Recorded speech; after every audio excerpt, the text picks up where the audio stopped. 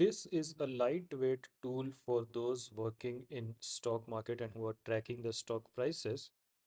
And this is based on an API called Alpha Vantage. You can visit the Alpha Vantage and get your API key. Some of the keys are free and some are paid if you are going to use. If your usage is very high, then you paste that API key in this cell, and on the dashboard you enter the ticker symbol, what is the from date and to date that you want the data for. For example, I'm going to ask for IBM, and from 1st January 2023 to 1st January 2025, go to Alpha Vantage and fetch monthly. So this is the stock price and this is the stock volume that were being traded.